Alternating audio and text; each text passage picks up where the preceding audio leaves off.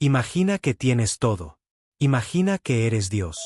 Imagina que el mundo entero, sus ejércitos, sus tesoros, sus ciudades, sus vidas humanas, está depositado en la palma de tu mano como si fuera arena. Imagina que puedes cerrar el puño y aplastar todo lo que conoces simplemente porque tienes el poder para hacerlo. Ahora imagina que lo haces una vez, y que después de esa primera vez, ya no puedes dejar de hacerlo. Ese es el núcleo de esta historia. Una historia que comenzó con lágrimas de alegría en las calles de Roma, con multitudes que lloraban el nombre de un joven que prometía ser el mejor de todos los emperadores que habían existido y que jamás existirían. Y que terminó en el charco de sangre más oscuro que los anales del Imperio Romano jamás registraron. Este es el relato de Cayo Julio César Augusto Germánico. Este es el relato de Calígula, el niño adorado que se convirtió en el monstruo más temido de la historia. El hombre que comenzó siendo el sueño de un pueblo y terminó siendo su peor pesadilla. Y lo más perturbador de todo, lo que ningún libro de texto se atreve a decirte con la crudeza necesaria, es que el proceso que lo transformó no fue instantáneo. No fue un rayo que cayó del cielo y lo partió en dos. Fue lento, fue gradual, fue casi imperceptible hasta que ya era demasiado tarde. Fue el poder absoluto, ilimitado, sin frenos, sin contrapesos, sin nadie que se atreviera a decirle que no. El poder que no corrompe a los hombres malos. El poder que revela lo que los hombres realmente son cuando las consecuencias desaparecen. Cuando nadie puede detenerte. Cuando el único límite eres tú mismo. Y en el caso de Calígula, ese límite simplemente no existía. Para entender lo que Calígula se convirtió, primero debes entender lo que fue. Y para entender lo que fue, debes conocer el mundo en el que nació. El año es el 12 después de Cristo. Roma es la ciudad más grande del mundo conocido. Su imperio se extiende desde las costas de Britania en el norte hasta las arenas del desierto africano en el sur, desde las columnas de Hércules en el oeste hasta las orillas del Éufrates en el este. Es un coloso de piedra, sangre y ambición. Un imperio construido sobre conquista, esclavitud y la voluntad feroz de un pueblo que creyó, genuinamente, que los dioses los habían elegido para gobernar el mundo. En este mundo nació Cayo, el tercer hijo de Germánico, el general más amado de Roma, el hombre que todos creían que sería el siguiente emperador, y de Agripina la mayor, una mujer de hierro, nieta del divino Augusto, que llevaba en sus venas la sangre de los fundadores del imperio. Desde el primer día de su vida, Cayo era aristocracia pura. Era destino encarnado. Era el tipo de niño que nace con el peso de las expectativas del mundo sobre los hombros, aunque sus hombros aún sean demasiado pequeños para cargarlo. Pero lo que más lo definió en sus primeros años no fue su linaje. Fue la guerra. Germánico era un general de campaña, un hombre que vivía entre sus legiones, y Agripina era el tipo de esposa que seguía a su marido hasta los confines del mundo conocido. Así que Cayo creció entre soldados, entre campamentos militares, entre el olor del fuego, del metal, de la lluvia sobre la tierra de Germania. Y los soldados lo amaban. Le cosían pequeñas sandalias militares, versiones diminutas del calzado de las legiones, y lo paseaban por los campamentos como si fuera una mascota sagrada, un talismán de buena suerte. Y fue así como Cayo se ganó el apodo que lo perseguiría toda su vida: Calígula. La sandalita, el pequeño soldado, el niño de las legiones. Era imposible no amarlo. Eso dicen todas las fuentes. Todos los registros históricos que han sobrevivido coinciden en un punto: Calígula de niño era encantador. Vivaz, curioso, inteligente, con una capacidad extraordinaria para leer a las personas, para entender qué querían escuchar, para adaptarse a cualquier ambiente. Era el tipo de criatura que entra a una habitación y la llena, que hace reír a los adultos serios, que hace que los viejos guerreros endurecidos por batallas sientan algo parecido a la ternura cuando lo miran. Pero debajo de esa superficie encantadora, algo oscuro comenzaba a gestarse en silencio. Porque la vida de Calígula, desde muy temprano, fue una sucesión implacable de tragedias. Su padre Germánico murió cuando él tenía apenas 7 años. Murió en circunstancias sospechosas, en Antioquía, lejos de Roma, en medio de rumores de veneno y conspiración que nunca fueron completamente desmentidos. Y esa muerte no fue solo la pérdida de un padre. Fue la primera fractura en el mundo de Cayo. El primer momento en que el universo le mostró que nada era seguro. Que el poder podía arrebatarte lo que más amaba sin advertencia y sin misericordia. Después vino Tiberio, el emperador entonces reinante, un hombre torturado y paranoico que gobernaba Roma desde su retiro en la isla de Capri, rodeado de espías y delatores, viviendo en un estado perpetuo de desconfianza hacia todo y hacia todos. Tiberio era el enemigo de la familia de Calígula, aunque nunca lo dijera abiertamente. Fue él, o sus agentes, quien persiguió a Agripina la Mayor, quien envió a sus hermanos mayores al exilio y a la muerte. Calígula vio cómo su familia era destruida sistemáticamente, pieza por pieza, con la paciencia cruel de alguien que sabe que tiene todo el tiempo del mundo porque tiene todo el poder del mundo. Y mientras eso ocurría, Calígula sobrevivió haciendo lo único que podía hacer: callarse. Sonreír. Tinger. Aprender a esconder lo que realmente sentía detrás de una máscara perfecta. Tiberio lo llamó a Capri.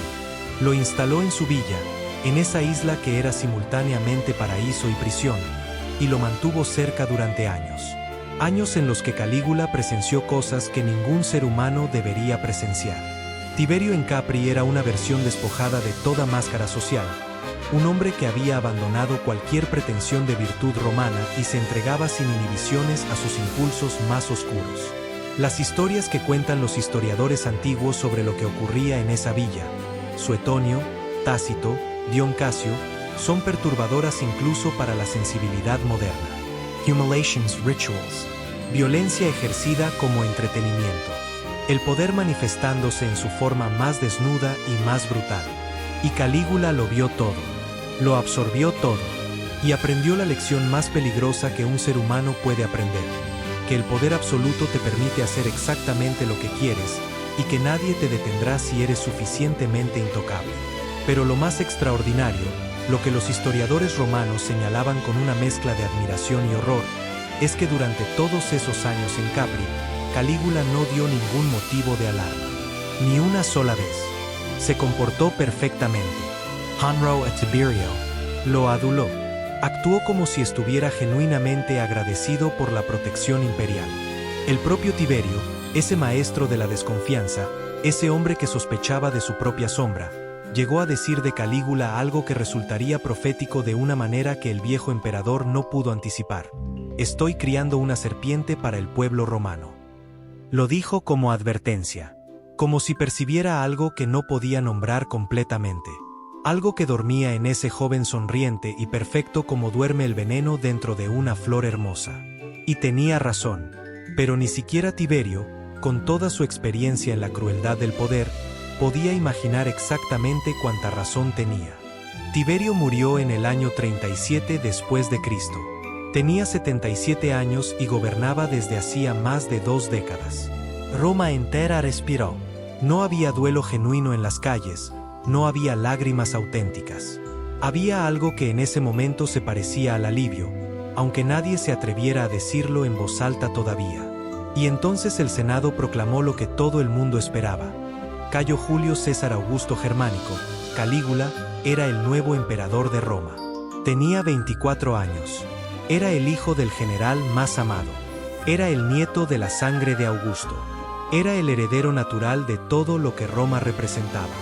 Y cuando entró a la ciudad, cuando montado en su caballo cruzó las puertas mientras la multitud deliraba a su alrededor, algo ocurrió que ningún cronista de la época fue capaz de describir sin cierto temblor en la voz. Roma lloró, no de tristeza, de alegría, de esperanza, de ese tipo de alivio colectivo que sacude a un pueblo entero cuando siente que finalmente, llegó alguien que va a hacer las cosas bien. Calígula lo entendió perfectamente, y jugó ese momento con una maestría que demostraba hasta qué punto había aprendido a manipular las emociones humanas. Visitó las tumbas de su madre y sus hermanos. Los honró públicamente. Se presentó ante el Senado con humildad y generosidad. Liberó presos políticos. Abolió el sistema de delatores que había convertido Roma en un lugar donde nadie podía hablar con libertad. Redujo impuestos. Organizó espectáculos y juegos para el pueblo. Fue, durante los primeros meses de su reinado, exactamente lo que todos habían esperado que fuera. La prensa moderna lo habría llamado el líder perfecto, el reformador, el hombre del pueblo. Los romanos lo llamaban simplemente con el apodo de su infancia, con el mismo afecto con que un pueblo llama al hombre que cree que lo ama, Calígula. Y entonces llegó la enfermedad. En el otoño del año 37, apenas 6 meses después de haber asumido el poder, Calígula cayó gravemente enfermo. Los médicos de la época no podían diagnosticar con claridad lo que tenía. Las fuentes hablan de fiebre alta, de convulsiones, de periodos de inconsciencia que podían durar días. Roma se paralizó. El pueblo que lo adoraba se congregó en los templos a orar por su recuperación. Hubo quien ofreció su propia vida a los dioses a cambio de la del emperador. Hubo quien voluntariamente se encadenó en la calle como ofrenda simbólica, prometiendo esclavitud si los dioses devolvían la salud al joven César. Era el tipo de amor colectivo que roza la histeria, que no distingue entre devoción y obsesión, que solo puede existir cuando un pueblo ha proyectado sus esperanzas más profundas sobre un solo ser humano. Calígula se recuperó, pero algo en él no se recuperó con su cuerpo. Algo cambió durante esas semanas de fiebre y delirio, algo que las personas que lo conocían de cerca comenzaron a notar con una inquietud que al principio no supieron cómo nombrar. Había algo diferente en sus ojos, algo diferente en la manera en que miraba a las personas, como si de repente las viera desde una distancia que antes no existía. Algo diferente en sus silencios, que antes eran cálidos y ahora se habían vuelto fríos, calculadores, como el silencio de alguien que está midiendo y pesando todo lo que le rodea con criterios que nadie más puede ver. Los historiadores han debatido durante siglos qué le ocurrió a Calígula durante esa enfermedad. Algunos hablan de daño cerebral causado por la fiebre. Otros de una crisis psiquiátrica que la dolencia detonó. Otros aún insisten en que la enfermedad fue simplemente la excusa perfecta, el momento en que Calígula decidió que ya no necesitaba seguir fingiendo, que el actor podía retirarse y que la criatura real podía finalmente salir al escenario. La primera señal concreta llegó pocas semanas después de su recuperación. Calígula mandó ejecutar a Macro, el hombre que había sido jefe de la Guardia Pretoriana, el hombre sin cuyo apoyo Calígula quizás nunca habría llegado al poder. La razón oficial fue vaga, como siempre son vagas las razones oficiales cuando el poder no necesita justificarse. La razón real, que todo el mundo en Roma susurraba sin atreverse a decirlo en voz alta, era más simple y más oscura: Calígula ya no lo necesitaba. Y los hombres que ya no son necesarios se convierten en peligrosos. Porque saben demasiado. Porque recuerdan cómo eras antes. Porque pueden comparar al Calígula de hoy con el Calígula de ayer. Y esa comparación es insoportable para alguien que ha decidido que el pasado no existe. Después de Macro vino Gemelo, su primo y coheredero, al que Calígula había prometido públicamente proteger como a un hermano. Muerto. Después vinieron senadores que habían expresado opiniones tibias durante los primeros meses del reinado. Muertos o exiliados. Después vinieron miembros de su propia familia que de alguna manera, por alguna razón que Calígula nunca explicó completamente, se convirtieron en amenazas. El patrón era siempre el mismo: afecto público, seguido de silencio, seguido de acusación, seguido de ejecución. Como si Calígula estuviera podando sistemáticamente todo lo que podía crecer lo suficiente para hacerle sombra. Y entre cada poda, entre cada eliminación, el resto de Roma observaba y aprendía la lección que Calígula estaba enseñando sin palabras: no hay lealtad que sea suficiente garantía. No hay servicio que sea suficiente protección. La única seguridad que existe bajo el reinado de un hombre sin límites es no llamar su atención.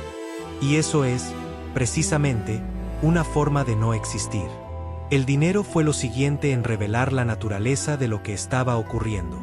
Tiberio había dejado una fortuna imperial extraordinaria, un tesoro acumulado durante décadas de gobierno austero y fiscalmente disciplinado. Calígula lo gastó en menos de un año. No en guerras, no en infraestructura, en espectáculos, en banquetes que duraban días enteros. en regalos extravagantes distribuidos con una generosidad que parecía magnánima, pero que en realidad era una manera de comprar lealtad y demostrar que el dinero no tenía para él ningún significado más allá del placer que producía gastarlo. Se cuenta que organizó banquetes en los que se servían alimentos con pan de oro, que construyó barcos para celebrar fiestas en el lago Nemi, barcos tan elaborados y lujosos que sus dimensiones no fueron comprendidas completamente hasta que en el siglo XX, cuando el lago fue drenado parcialmente, los arqueólogos descubrieron sus restos y se quedaron sin palabras. Que construyó un puente flotante de 3 kilómetros sobre la bahía de Bayas utilizando barcos de carga atados entre sí, cruzó ese puente a caballo vestido con la armadura de Alejandro Magno, y proclamó que había humillado al dios del mar. No era locura, o al menos, no era solo locura. Era algo más calculado, más frío, más consciente. Era una demostración de que el poder, cuando es verdaderamente absoluto, puede hacer cosas que desde afuera parecen absurdas pero que desde adentro tienen una lógica perfectamente coherente. La lógica de quien quiere demostrar que no hay límites, de quien quiere que el mundo entero, amigos, enemigos, ciudadanos, senadores, dioses, comprenda que las reglas que gobiernan la existencia de todos los demás simplemente no aplican para él. Fue en este periodo cuando comenzaron las historias que durante siglos han convertido el nombre de Calígula en sinónimo de exceso y demencia. Las historias sobre las humillaciones que infligía a los senadores romanos, los hombres más poderosos del mundo después de él, obligándolos a correr junto a su litera mientras él viajaba, o a servirle la cena de pie durante horas, o a reírse de chistes sobre sus propias esposas a las que Calígula ostentosamente humillaba en público. Las historias sobre cómo nombraba a su caballo, Incitato, como cónsul, el cargo político más prestigioso de la República Romana, en una broma que era simultáneamente un chiste y un mensaje, que la dignidad del Senado, la institución más antigua y venerada de Roma, no valía más que un animal. La historia del caballo en particular ha fascinado a historiadores y psicólogos durante siglos. ¿Era locura? ¿Era humor oscuro? ¿Era un insulto deliberado y calculado? Lo más probable, lo que sugieren los análisis más recientes de las fuentes, es que era las tres cosas al mismo tiempo. Calígula era perfectamente consciente de lo que hacía. Sabía exactamente cuánto dolor estaba infligiendo con cada humillación. Y eso era precisamente el punto. El dolor de los poderosos como espectáculo. La dignidad ajena como juguete. El sufrimiento de quienes no pueden defenderse como la forma más pura de entretenimiento para quien tiene el poder de causarlo sin consecuencias. Esto no es locura en el sentido clínico. Esto es algo más perturbador. Esto es lo que ocurre cuando un ser humano altamente inteligente, con una comprensión aguda de la psicología humana, descubre que puede causar sufrimiento con completa impunidad y que ese sufrimiento le produce una sensación que ya no puede obtener de ninguna otra fuente. Esto es lo que el poder absoluto hace. No crea monstruos de la nada. Los revela. Pero nada de lo anterior prepara para lo que vendría después. Nada de lo anterior alcanza la dimensión de lo que ocurrió cuando Calígula cruzó una línea que ningún emperador romano, ni antes ni después de él, se atrevió a cruzar de manera tan abierta y tan provocadora, la declaración de su propia divinidad. No fue una afirmación gradual, no fue el tipo de proceso por el cual los emperadores romanos eran típicamente elevados a la condición de dioses después de su muerte, en un ritual que todos entendían como político y simbólico. Fue directa, fue literal. Calígula anunció que era un dios viviente, no un hombre elegido por los dioses, no un representante de los dioses en la tierra.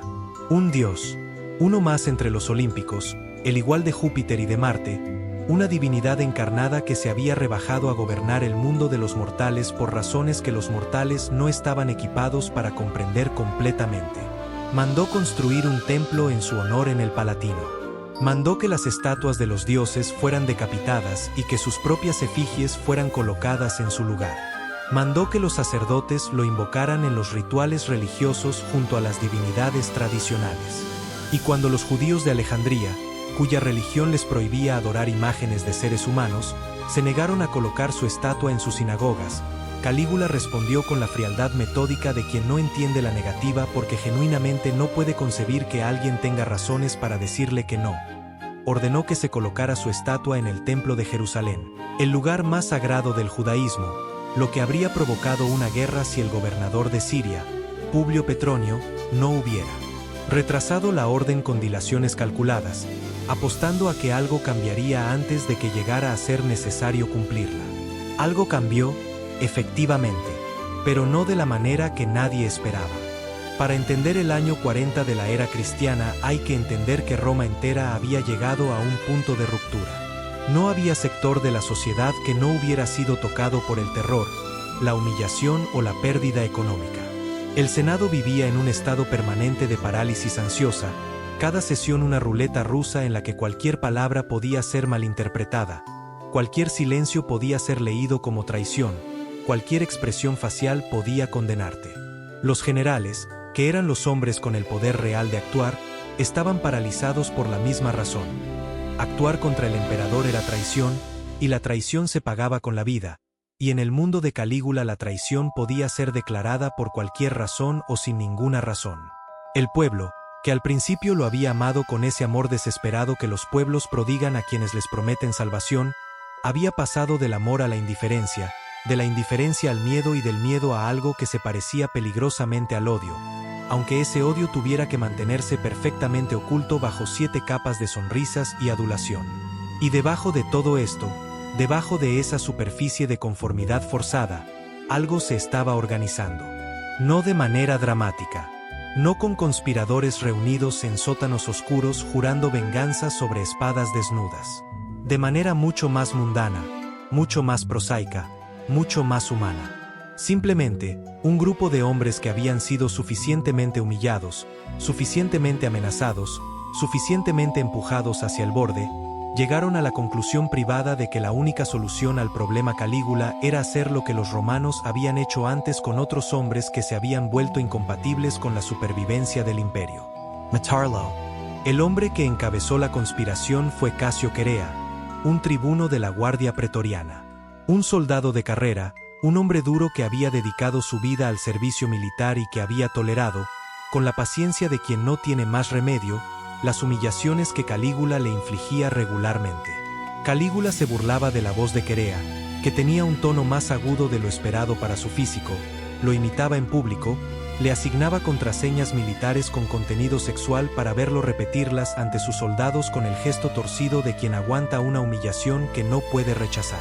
Querea lo aguantó, y aguantó, y aguantó, y en algún momento, en algún día que las fuentes no precisan porque esas decisiones rara vez tienen fecha exacta, algo en Querea se rompió. No con rabia visible, no con palabras de denuncia, con silencio, con el tipo de silencio frío que precede a la acción irreversible. La conspiración era pequeña, como suelen ser las que funcionan. Querea, algunos otros oficiales de la Guardia, algunos senadores que habían sido contactados con el cuidado calculado de quien sabe que un paso en falso significa la muerte. La fecha elegida fue el 24 de enero del año 41. Los Juegos Palatinos, un festival que duraba varios días y durante el cual el emperador asistía a representaciones teatrales en un teatro construido especialmente para la ocasión. Un espacio cerrado. Multitudes. Confusion. Las condiciones perfectas para lo que tenían planeado. Y Calígula, que había sobrevivido 4 años de reinado gracias en parte a una paranoia que en otro hombre habría parecido excesiva pero que en su caso era perfectamente calibrada. Calígula que había ejecutado hombres por sueños que había tenido y cuya intuición para detectar amenazas era legendaria. Calígula ese día no sintió nada. No vio nada. O si lo vio, eligió no actuar sobre lo que vio. Las fuentes difieren sobre este punto, pero el resultado es el mismo. Era mediodía. Calígula había asistido a las representaciones de la mañana y se disponía a salir para el almuerzo cuando Querea y sus cómplices lo interceptaron en el pasillo cubierto que conectaba el teatro con sus aposentos. No hubo palabras grandiosas. No hubo discursos sobre la libertad de Roma ni sobre la tiranía. Hubo acero.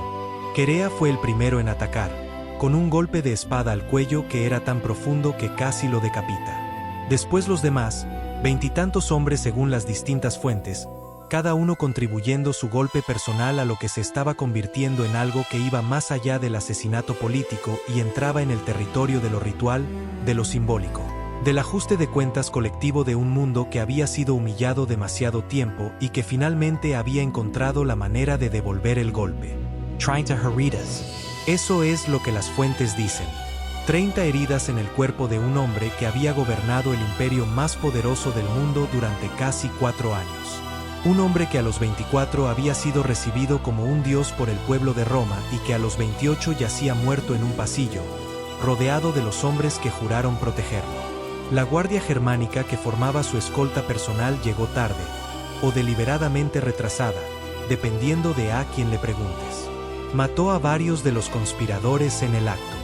Mató también a algunos espectadores inocentes que simplemente tuvieron la mala suerte de estar en el lugar equivocado en el momento equivocado, en un último eco de la lógica aleatoria y brutal que había definido todo el reinado de su señor.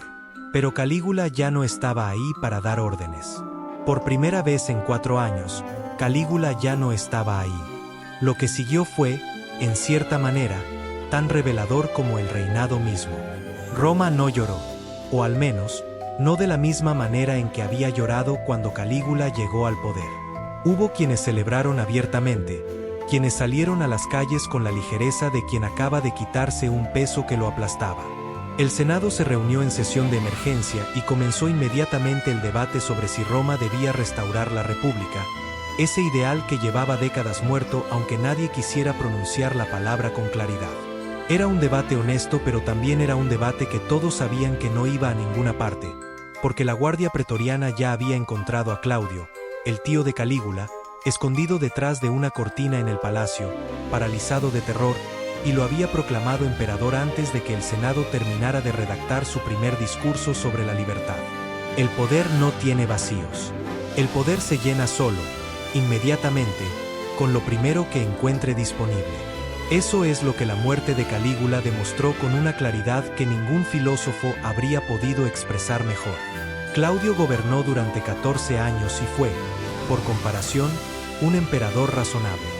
Pero la memoria de Calígula no desapareció.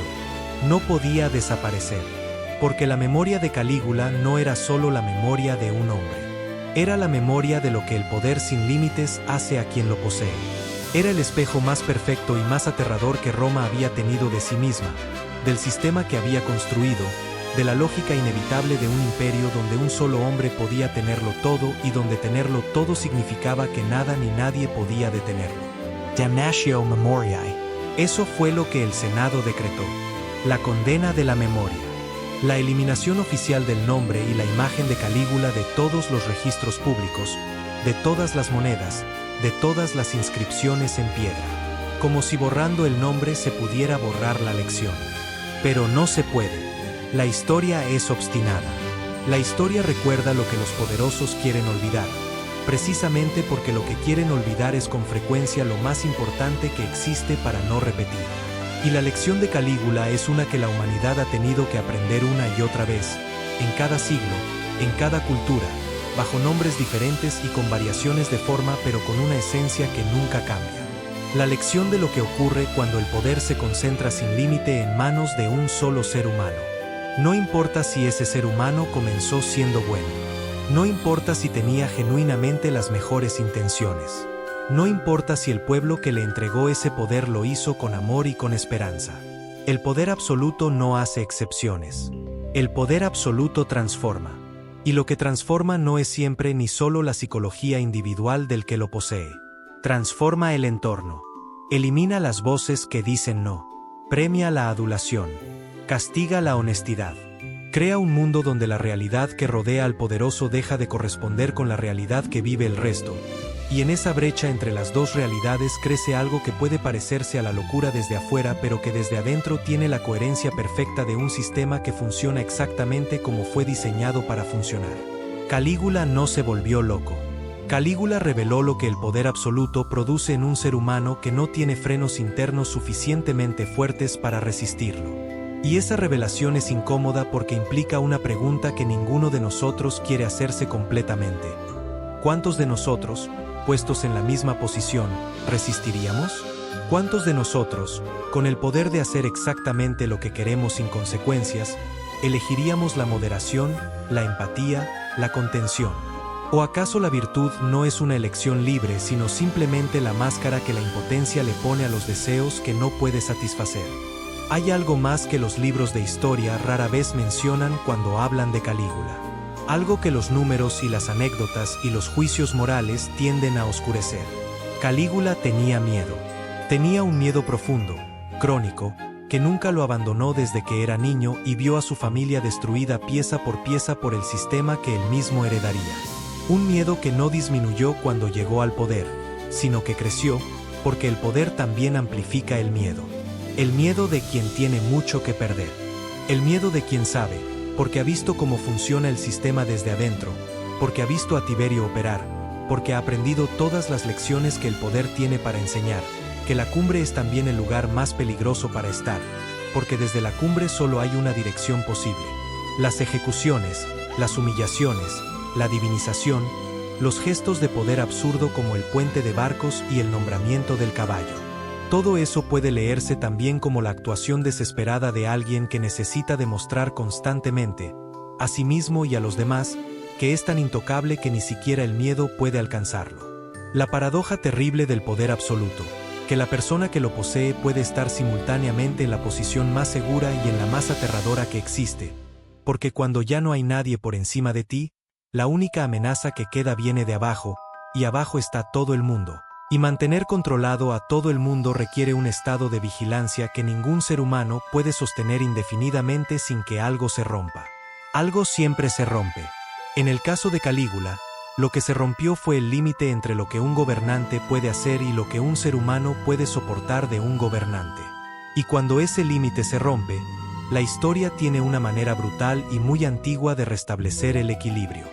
17 siglos después de que Querea empuñara su espada en aquel pasillo, el nombre de Calígula todavía funciona como advertencia, como sinónimo de todo lo que el poder puede hacer a un ser humano cuando se ejerce sin límites, sin contrapesos, sin la fricción saludable que impone tener que rendir cuentas. Es un nombre que los historiadores pronuncian con cuidado, que los psicólogos analizan con fascinación, que los filósofos políticos citan como ejemplo de por qué las instituciones importan, de por qué los sistemas de control del poder no son simplemente mecanismos burocráticos sino salvaguardas fundamentales de la dignidad humana. Pero hay algo en la historia de Calígula que trasciende el análisis académico, algo que la convierte en más que un caso de estudio de psicología del poder o de disfunción institucional. Algo que la convierte en una historia profundamente, visceralmente humana. Es la historia de un niño que creció rodeado de violencia y pérdida, que aprendió a sobrevivir escondiendo quién era, que llegó al poder convencido, quizás genuinamente, de que iba a hacer las cosas diferente, y que descubrió, en el proceso, que hacer las cosas diferente requiere algo que el poder no da automáticamente: la capacidad de seguir viéndote a ti mismo con claridad cuando todo a tu alrededor te dice que eres perfecto, que eres divino, que tus impulsos son siempre correctos y tus deseos siempre justificados. Esa capacidad, la capacidad de mantener la perspectiva sobre uno mismo cuando el mundo entero te la niega, es quizás la más rara y la más valiosa de todas las virtudes humanas. Y su ausencia es, en última instancia, más destructiva que cualquier defecto de carácter individual que un ser humano pueda tener. Así termina la historia de Calígula. No con gloria ni con redención. Con 30 heridas en un pasillo oscuro y con el silencio de un pueblo que ya no sabía qué sentir porque había agotado todos los sentimientos posibles: el amor, la esperanza, el miedo, el odio, la indiferencia. Con un Senado que decretó borrar el nombre del muerto de la historia y luego vio como ese nombre era imposible de borrar precisamente porque la historia necesita sus horrores tanto como necesita sus héroes, porque los horrores son los que enseñan las lecciones que los héroes no pueden enseñar. Con una Roma que continuó, como continúan los imperios, absorbiendo su propio trauma y convirtiéndolo en el substrato sobre el que se construiría el siguiente capítulo, y el siguiente, y el siguiente. Calígula reinó durante 3 años, 10 meses y 8 días. En ese tiempo gastó una fortuna imperial. Ejecutó a centenares, humilló a millares, aterrorizó a millones, y se convirtió, paradójicamente, en uno de los hombres más recordados de la historia humana. No por sus conquistas, que fueron pocas. No por sus construcciones, que fueron extravagantes pero no perdurables. Sino por lo que representó. por lo que mostró, por el espejo impecable y aterrador que fue de todo lo que el poder puede hacer y de todo lo que puede deshacer cuando se ejerce sin la única cosa que puede contenerlo verdaderamente, la conciencia de los propios límites. La próxima vez que escuches a alguien hablar de un líder que está concentrando demasiado poder. La próxima vez que escuches la frase "no puede pasarnos a nosotros". La próxima vez que sientas la tentación de creer que el progreso moral de la humanidad nos ha vacunado contra la posibilidad de que algo así ocurra de nuevo. Recuerda a Calígula. Recuerda las multitudes llorando de alegría en las calles de Roma. Recuerda que nadie veía venir lo que se venía. Recuerda que el pasillo donde murió estaba lleno de hombres que una vez lo amaron. Y recuerda que la historia no es una línea. Lo que queda de Calígula hoy es fragmentario. Las monedas con su rostro que sobrevivieron porque eran demasiado pequeñas para ser todas destruidas. Los escritos de Suetonio y de Dion Casio, filtrados por el sesgo de autores que escribían décadas o siglos después y que tenían sus propias razones para construir cierto tipo de narrativa. Los restos de sus barcos en el fondo del lago Nemi, que el régimen de Mussolini drenó y excavó en los años 30 del siglo XX como parte de un proyecto de apropiación simbólica que tiene sus propias ironías perturbadoras, y que luego ardieron en un incendio durante la Segunda Guerra Mundial, como si la historia hubiera decidido que los testigos materiales de esa historia particular no podían quedar intactos. Hay una villa en Capri donde Tiberio vivió y donde el joven Cayo pasó años aprendiendo las lecciones del poder. Hay ruinas en Roma donde estuvo su palacio, capas de historia superpuestas sobre capas de historia, la ciudad eterna cubriendo con sus propias sedimentaciones cada huella de lo que fue. Y hay, en los archivos del pensamiento humano, la idea persistente de que Calígula no fue una anomalía, que no fue el producto de una malformación psicológica única e irrepetible, que fue, en cambio, el producto de un sistema que concentraba el poder de manera absoluta y que por lo tanto producía de manera casi inevitable lo que produce cualquier sistema que elimina los límites, el exceso que destruye. No el exceso del vicio privado, que al final solo daña al que lo practica. El exceso del poder, que daña a todos los que están dentro de su alcance. Y el alcance del poder de un emperador romano era el mundo conocido. Esta es la razón por la que la historia de Calígula no es solo historia romana. Es la razón por la que es historia humana. La razón por la que en ella nos reconocemos, aunque duela reconocernos. La razón por la que sigue siendo contada, estudiada, debatida, temida.